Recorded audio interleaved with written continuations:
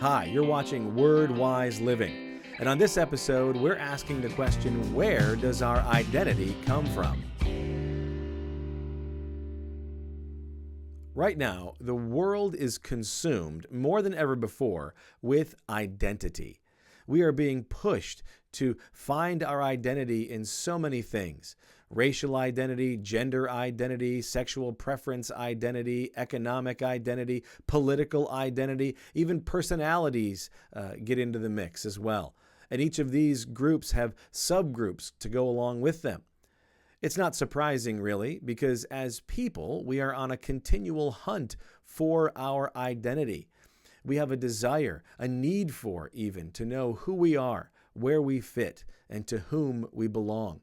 It's all in a search for the answer to the question, what is my purpose? Well, we typically look to find an answer in one of two places. The first is our activity, whether it's a position that we hold or possessions that we own, our pursuits, prosperity, power, or the people that we know. Or a second place is based on what others say about us, whether it's our parents or where we fall in our friend group, whether it's employers, even advertisers, or just society at large. But what's also interesting is that we tend to gravitate toward those things from which we derive our identity. Look at the things that you spend the majority of your time on, thinking about, investing in, and listening to, and you'll likely find the thing that you are getting your identity from. But both of those sources are unable to provide our identity because they're unstable and ever-changing. What happens when your position or role as, say, a parent or a spouse or an employee, whether it be a teacher or an engineer, comes to an end? Then what?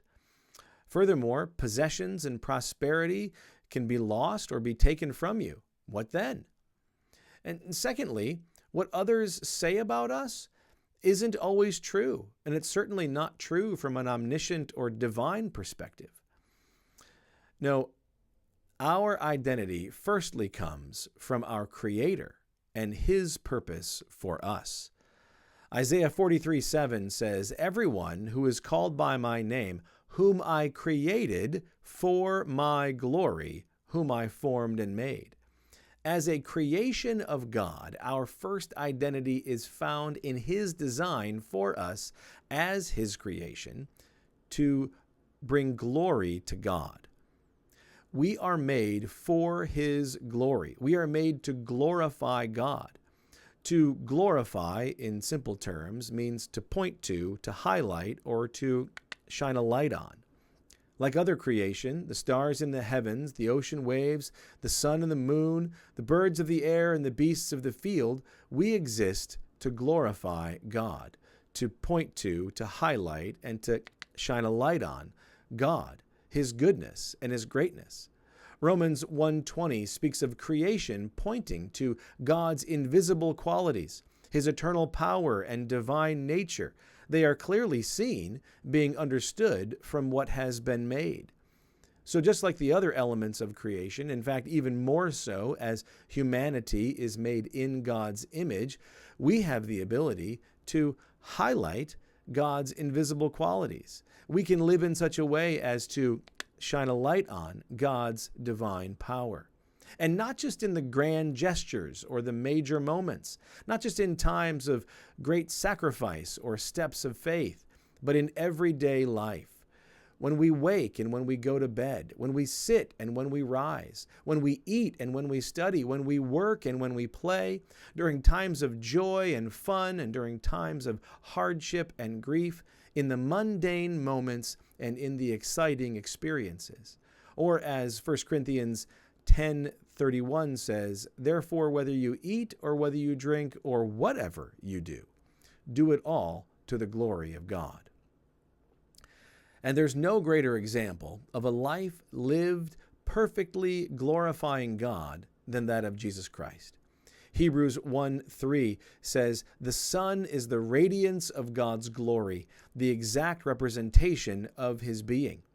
1 Corinthians 1:15 says, "The Son is the visible image of the invisible God." So if we want to live in and fulfill our God-given identity of glorifying God, then we should pursue a life that resembles Jesus. And that's plainly told to us in 1 John 2:6. Whoever claims to live in him must live as Jesus did. So what are some practical ways in which we can live out our identity as God's creation to glorify him? Well, firstly, as I said, we can live to reflect Jesus Christ in all that we do. That's number one. Number two, we can glorify God by finding joy in him in all situations. Even as we eat and drink, consider the fact that different foods and different spices have flavors, that our mouths can detect that flavor. That is a reason to find joy, even in the simplest daily things. We can find joy in our Creator. Furthermore, we can find joy in the midst of trial or difficulty, knowing that the trials produce perseverance and a stronger faith. We can also find joy in the many gifts and blessings from God as the giver of all good things in our life. And be sure not to let your joy terminate on the gift or on the food or on the experience or on the blessing, but direct your joy further up to the giver of that good thing. So find joy in the Lord. That's number two. Number three, we can glorify God by resting in him. We can rest in his sovereign control over all things. We can be at peace knowing that nothing that intersects our lives takes God by surprise. Further, we can rest in his grace and the work of Christ. We don't have to earn God's love or God's favor. Christ has done that for us. In fact, we can put our energies into enjoying him and glorifying him. And then lastly, fourthly, a way that we can practically glorify God is through our gratitude. We should give thanks in all things. One helpful exercise toward that is to make a list of 5 things that you are grateful to God for every day, with no repeats. See how long that you can go in your list without repeating something.